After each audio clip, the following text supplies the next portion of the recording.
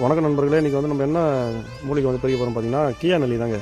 கியா நல்லி வச்சு நம்ம ஒரு ஜூஸ் மாதிரி செஞ்சு சாப்பிட போகிறோம். இது எதுக்கு நல்லதுன்னா, நம்ம கல்லீரல் ரொம்ப ரொம்ப வலுவடைகிறதுக்கு இது ரொம்ப ரொம்ப நல்லது. அது மட்டும் இல்லாத ரெகுலராக ட்ரிங்க்ஸு யாராவது சாப்பிட்றாங்கன்னா அவங்க மாதத்தில் ஒரு 3 தடவை இந்த கியா நல்லியை வச்சு, அது கூட வந்து பார்த்திங்கன்னா பசுந்தயிர், இந்த தயிர் வந்து இந்த கியா நல்லி வந்து பார்த்திங்கன்னா ஒரு நல்லிக்காய் சைஸுக்கு அரைச்சி எடுத்துங்க காலையில் வெறும் வயிற்றில்.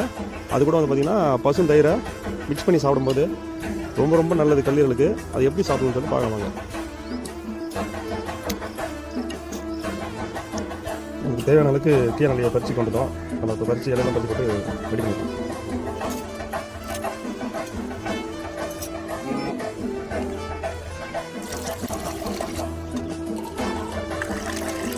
எல்லா மூலிகைகளும் ரொம்ப ரொம்ப நல்லது தான். உங்களால் முடிஞ்சிருந்தால் சாப்பிட்டு பாருங்கள். இந்த வீடியோ பிடிச்சிருந்தா லைக் பண்ணுங்கள், ஷேர் பண்ணுங்கள். ஆதியோகி சேனலை சப்ஸ்கிரைப் பண்ணுங்கள்.